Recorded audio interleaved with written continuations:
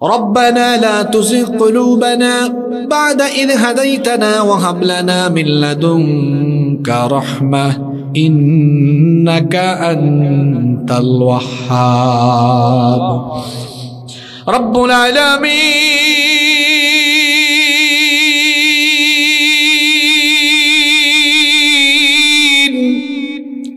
গভীর রাত পর্যন্ত তোমার কোরআন পাগল বান্দারা বান্দিরা নীরবে বসে বসে তোমার কালাম থেকে আলোচনা শুনেছেন। মালিক, আমরা যারা হাত তুলেছি জীবনে কম বেশি সবাই আমরা গুনাহ করে ফেলেছি। এত সুন্দর সুর, এত কণ্ঠ দিয়ে আল্লাহকে যখন ডাকা হচ্ছে, আল্লাহর কাছে ক্ষমা চাওয়া হচ্ছে, তখন হয়তোবা আপনার মনের অজান্তেই আপনার চোখ দিয়ে পানি বের হয়ে আসতে পারে, এটাই স্বাভাবিক।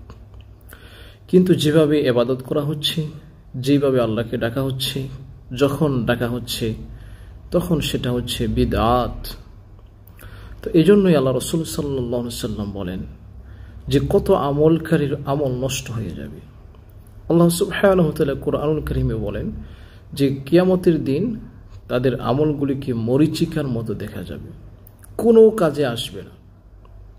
কেননা সহিহ হাদিস থেকে প্রমাণিত যে আয়েশা রাদিয়াল্লাহু আনহা থেকে বর্ণিত যে আল্লাহ রাসূল সাল্লাল্লাহু আলাইহি সাল্লাম কোনো মাহফিল, কোনো মাজলিস, কোরআন তেলাওয়াত অথবা নামাজের শেষেও সবকিছু সমাপ্ত করার সময় আল্লাহ রাসূল সাল্লাল্লাহু আলাইহি সাল্লাম এই দোয়াটা বলে সমাপ্ত করতেন, সুবহানাকা আল্লাহুম্মা ওয়া বিহামদিকা আশহাদু আল লা ইলাহা ইল্লা আনতা আস্তাগফিরুকা ওয়া আতুবু ইলাইক।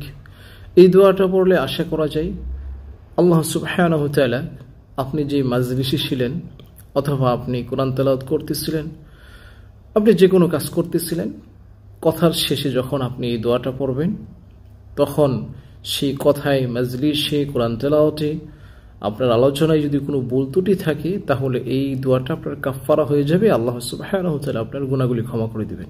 কিন্তু এখন আমাদের সমাজে যেভাবে হচ্ছে, আমাদের দেশে মাহফিল শেষ করেই আখেরি মোনাজাত, কান্নাকাটির রোল পড়ে যায়, কি সুর কণ্ঠে, কোকিল কণ্ঠে মোনাজাত। আর মোনাজাতের সিস্টেমটা আপনারা দেখছেন তো, কি সুন্দর সিস্টেম। তো প্রকৃত কোরআন হাদিসের দৃষ্টিতে এটা হচ্ছে একটা প্রকৃত বিদআত।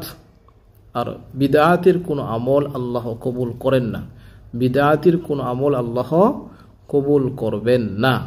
তাই সমস্ত বিদআত, কুল্লু বিদআতিন দালালাহ, সমস্ত বিদআত হচ্ছে পথভ্রষ্টতা, আর কুল্লু দালালাতিন ফিন্নার, সমস্ত পথভ্রষ্টতার ঠিকানা হচ্ছে জাহান্নাম।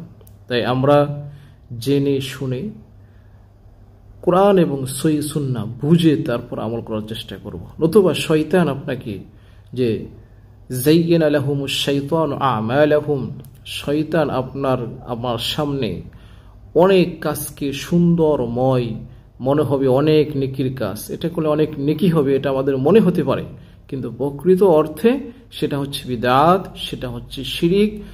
এমন অসংখ্য কাজ আমাদের সমাজে, আমাদের দেশে রয়েছে।